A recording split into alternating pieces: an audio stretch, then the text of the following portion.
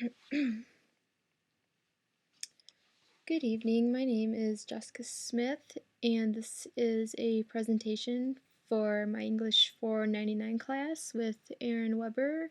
Today I am going to show you a PowerPoint featuring a topic I picked up from reading the book on Writing Well by William Zinsser. And what I am deciding to do is I am going to present this as if I were presenting it to a class of high school seniors who are interested in writing. And what my thought is, after reading the book, is something I realized about myself is that I had the permission to write for myself. I am mainly a nonfiction writer, so I focus on journalism. I write columns. I really don't do a lot of fiction writing, but one of the hardest things for me to write about is writing about myself. If I were to write a memoir or just a little basic biography about myself, I really don't know where to start. But after picking up a point from Zinsser that said, you have the permission to write for yourself, it was really an aha moment for me that taught me that I can write for myself if I just know who I am and what I like. I can write for myself and I can write about anything. And with that being said, let's get this started. Okay, go home. Alright, the first topic I'm going to go over today is to just be yourself. One of the things I found out in the book is writers think that they don't have permission to write for themselves, and it's true. We don't think that we have the permission to write about ourselves or anything about ourselves. Most of us think that we have to write to please everyone, which isn't necessarily true. We should at first know what we like and what we're about before we go ahead and write about someone else. Because first you have to find your own identity before you can write in someone else's identity. And this quote I found from on Writing Well on page 133, write about what you know and what you think. It makes sense. Write about what you know. What do you know? What do you know about yourself? What do you think? What do you think about a certain topic? Sit down and write about it. If you can talk about it, you can write about it. Another good thing he pointed out is find what makes you unique about what your interests are. Begin with writing those. And like I said earlier, don't write just to impress everyone else. Write to impress yourself. On to the next slide. One chapter in particular that stood out to me was called The Memoir. In Zinsser's book on Writing Well, it was chapter 14. He discussed writing a memoir, which can be one of the hardest pieces to write. I can agree with that. I've tried to write a memoir before, and it was very difficult because I sat down staring at the computer screen and just a blank look came on my face as I just stared at it, trying to think about what to write.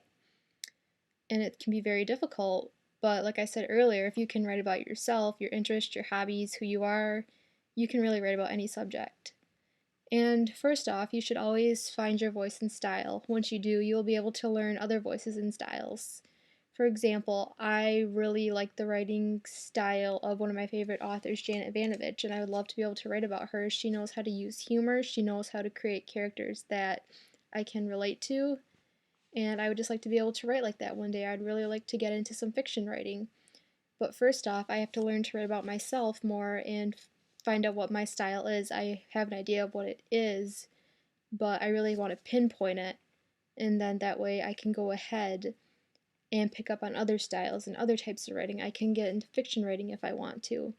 I'm sure a lot of you have written essays for your teachers and for your high school classes, and you probably thought that it wasn't what you wanted to do. But the more you write, the more you'll be able to, the more you write about I just lost track here. Let me gather my thoughts for a second. But the more you write about yourself and the more you practice writing, the better you'll get. Another idea he pointed out was to have confidence, but don't be egotistical.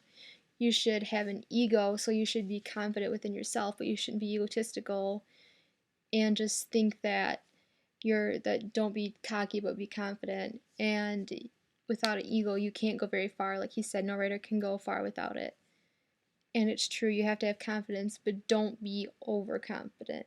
Because if you're overconfident, your writing is going to be weak. But if you're just confident enough, it's going to be strong. And of course, if you're underconfident, it's going to be very weak. I have learned that before.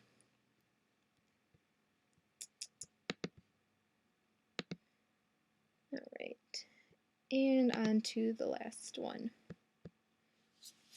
Great writing takes time, focus, and craft. And what I mean by craft, it means writing and writing and writing. Find out what your style is. Writing is an art, it's a craft. It takes time, it takes focus, and it takes practice. It takes a lot of practice, and it can be one of the hardest things to do. As writers, sometimes we try to avoid writing because we just can't think of anything to write about. We constantly have something that I call writer's block. I'm sure many of you have experienced writer's block before. And it's very frustrating, and sometimes the best thing to do is just get up and walk away, which is another point that Zinsser had brought up in his book, was just to get up, go get something to eat, go get something to drink, go do something else, and then it'll come to you. It always does, no matter what.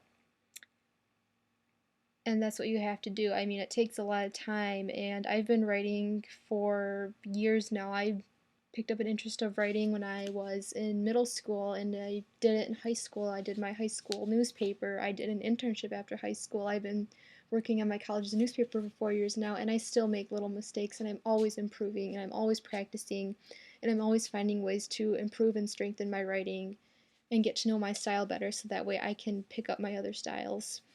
So, pick up other styles, excuse me. So, if you know who you are and what you like, you can write about yourself. Once you learn to write for yourself, you can write about anyone or anything else. And I hope you enjoyed this presentation today. I apologize for speaking really fast. I just hope you take away something from it, and I hope you continue writing. It takes time, it takes practice, and it gets better. Thanks.